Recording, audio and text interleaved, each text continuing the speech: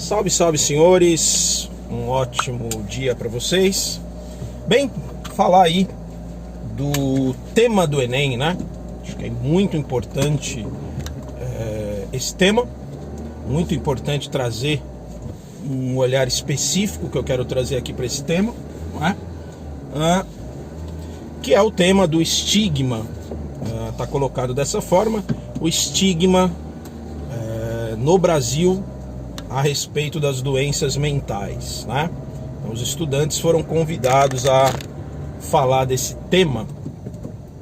E eu quero aqui fazer uma abordagem desse tema e inserir esse assunto dentro das escolas que antigamente eram chamadas especiais, não é? Não sei se você sabe, se você é dessa área, a gente teve todo um trabalho rigoroso, intenso, né? Inclusive uma das pessoas eu seguia bem de pertinho, a Meire Cavalcante, que na época do governo Dilma trabalhou lá em Brasília.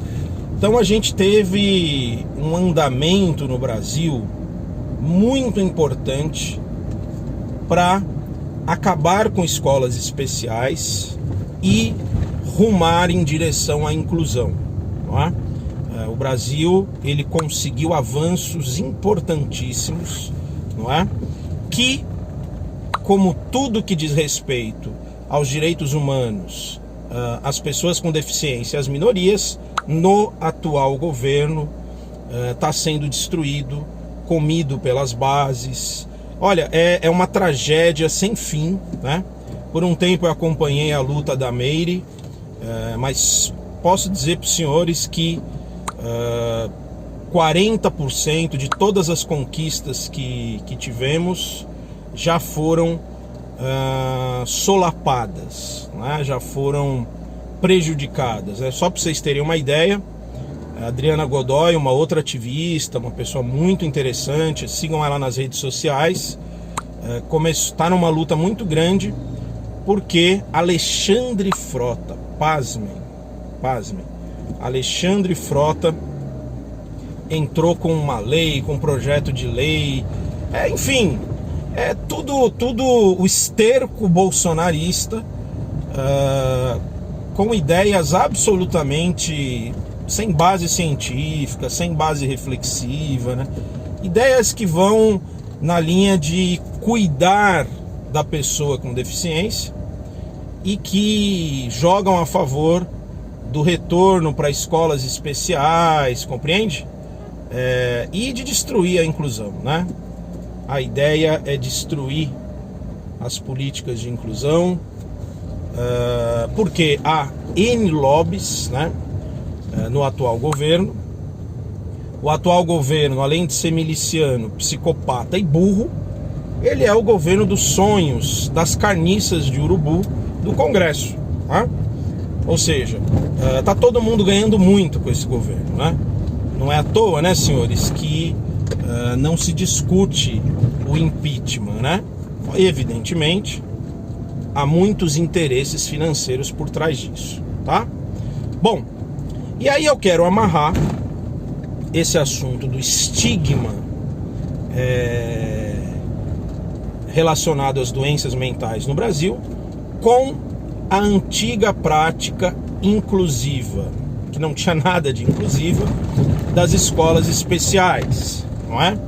É muito interessante que a gente vive em tempos em que a velocidade alucinada, ela dá uma impressão de que a história caminha de um jeito, quando na verdade a história não é tão, digamos assim, revolucionária como parece, não é? Então, se a gente olhar para o que era oferecido para as pessoas com deficiência há 100 anos atrás, há 50 anos atrás, né, é assustador, né? A gente estaria se situando aí no começo da educação especial, né? Sei lá, década de 80, 90. Naquela época, a ciência chamava as pessoas com deficiência de mongoloides, de retardados, de idiotas, nomes que hoje nós usamos para xingar, né? Para atacar, para agredir, eram os nomes científicos. E isso não é só isso. As práticas iniciais pedagógicas, educacionais, as ideias de cuidado, né, dentro do amplo histórico brasileiro relacionado a doenças mentais, que é um termo também delicado, tudo era voltado para estimulação precoce, a paz da vida, escolas especiais, né? E o raciocínio, à época, que hoje está totalmente anacrônico, qual era o raciocínio? O raciocínio é que pessoas com deficiência, e aí você põe todo mundo nesse pacote, precisam de atendimentos especializados, não é? A ideia é de que esses atendimentos especializados resolveriam as necessidades dessas pessoas e educariam essas pessoas, preparariam essas pessoas para o mundo dos normais, né? Senhores, esse é um peixe tosco.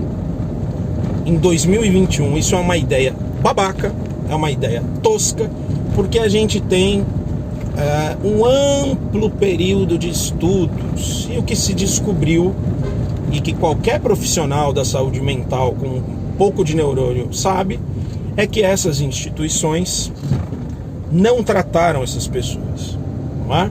Essas instituições serviram para segregar, isto é, tirar essas pessoas do convívio com os normais, né?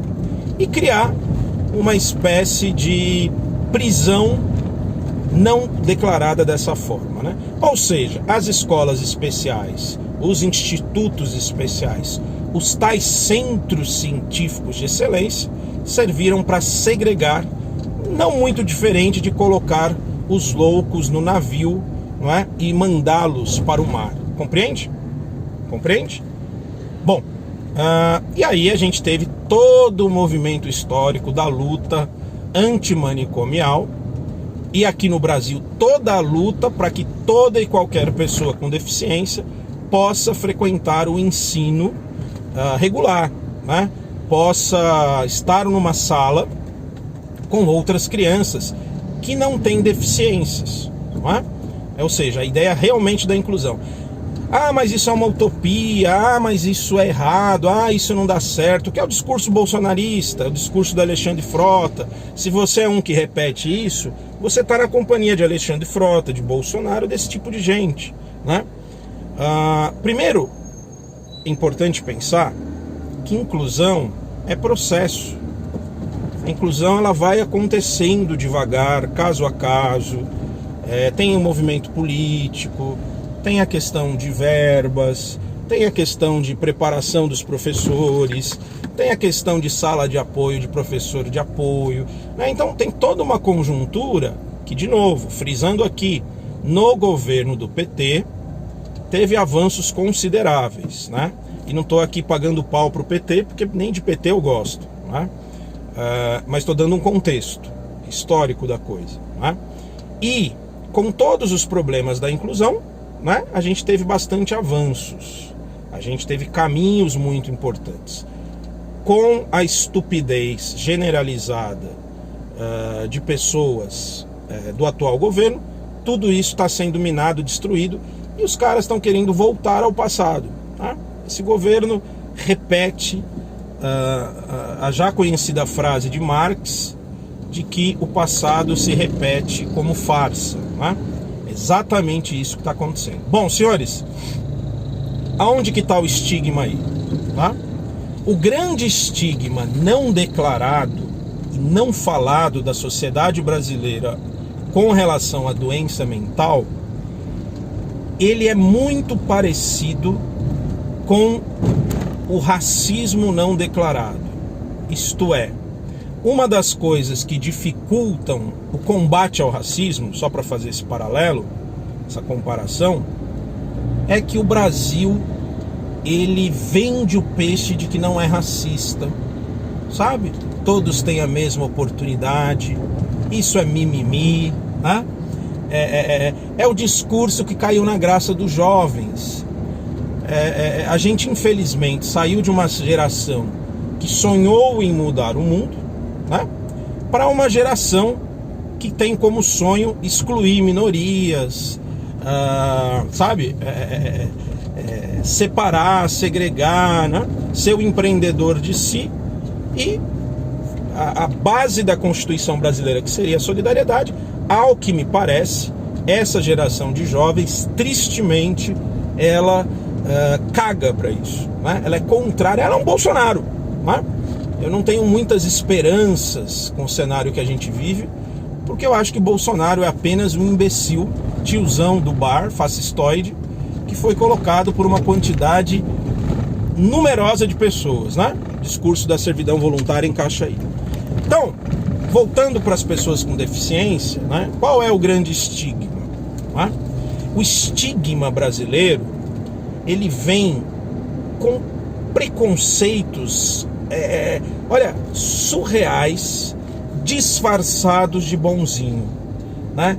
Então, o grande estigma brasileiro que não se fala, né? Eu estou fazendo esse olhar aqui porque eu trabalho especificamente como acompanhante terapêutico, são quase 18 anos atendendo pessoas com deficiência, autismo, esquizofrenia, paralisia cerebral, pessoas sem diagnósticos, conversando com famílias, fazendo parcerias com instituições, com CAPs.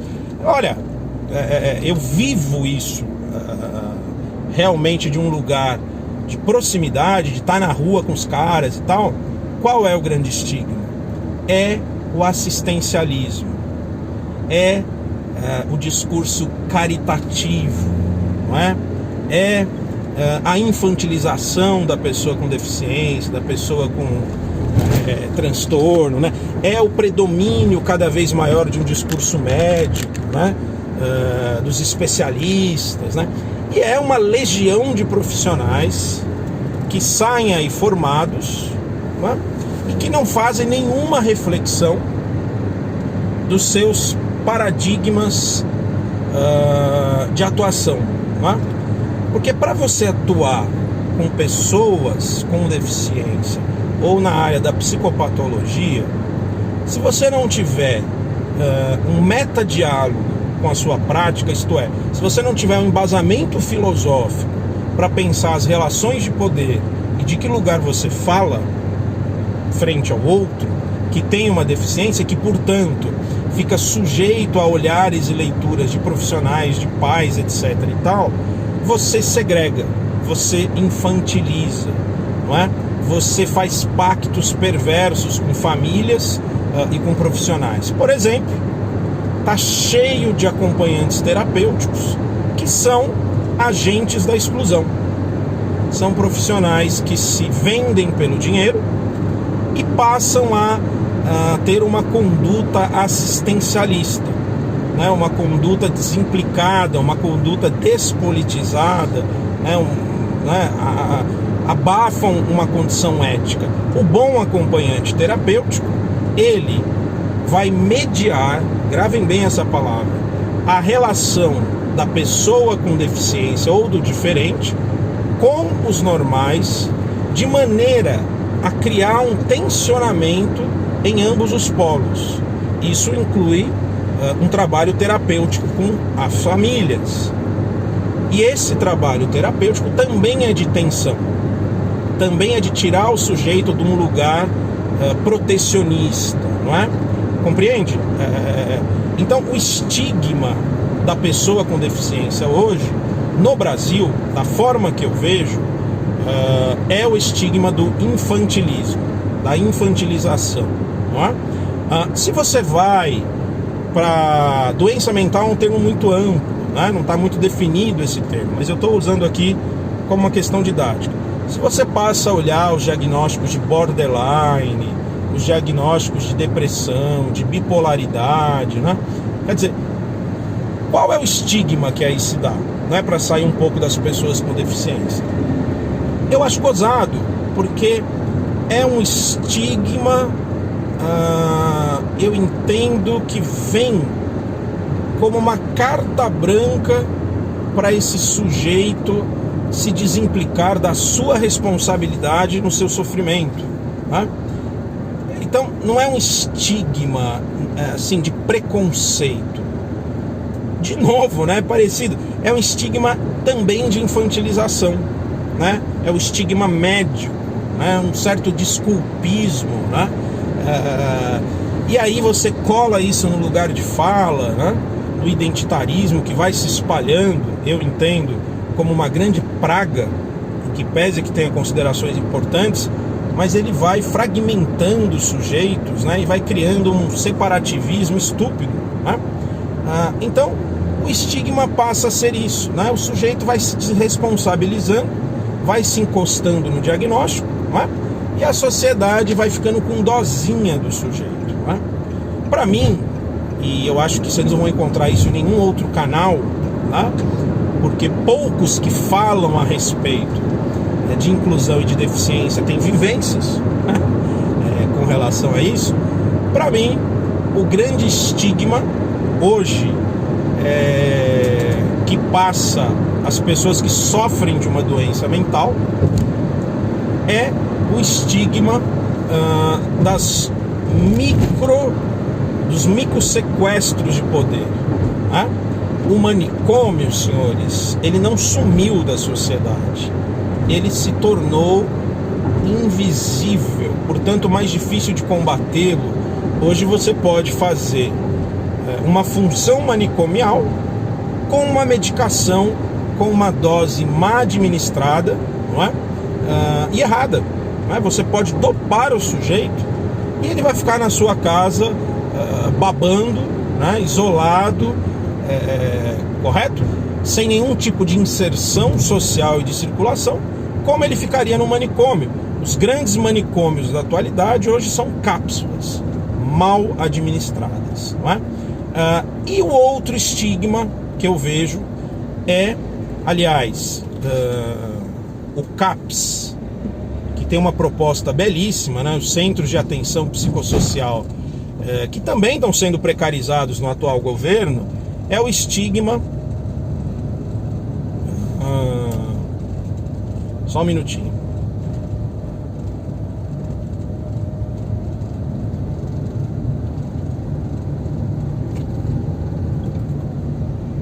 Passei aqui por uma blitz policial. É o estigma da exclusão, né? A pessoa com autismo, com deficiência, etc, etc, fica grudado à família e não tem inserções. E para finalizar, se você quer ver o estigma, se você quer ver a rejeição, se você quer ver a exclusão, se você quer ver como a nossa sociedade expulsa a diferença, usando de artifícios invisíveis, né? Procure acompanhar o drama de famílias que têm jovens com deficiência, adultos com deficiência, adultos com autismo, adultos com paralisia, né? É uma população, olha, jogada às traças, não é? E muitos lugares que existem por aí, né, cumprem a função de segregação, né? Muitas escolas, muitas propostas que existem aí são propostas exclusivas, né? No sentido de exclusão, né? E não de levar esse sujeito para o mundo, né? Senhores, para a gente quebrar os estigmas, a gente precisa entender os estigmas, reconhecê-los, não é? E fazer essa via de mão dupla. O trabalho com pessoas diferentes da norma, ele é um trabalho de mão dupla. Você precisa se aproximar do universo comunicacional dessa pessoa e, ao mesmo tempo, oferecer recursos para que ela se aproxime dos nossos universos comunicacionais. Beleza? Mais ou menos por aí que eu quis deixar o meu contributo. Se você gostou, deixa o seu like, faça o seu comentário, enfim, críticas, o que você quiser fazer. E é uma honra tê-lo aqui no canal. Enfim, se você me escutou até agora, prender a sua atenção em 19 minutos e 40 segundos no mundo líquido é um milagre. Valeu, galera, até o próximo vídeo. Tchau!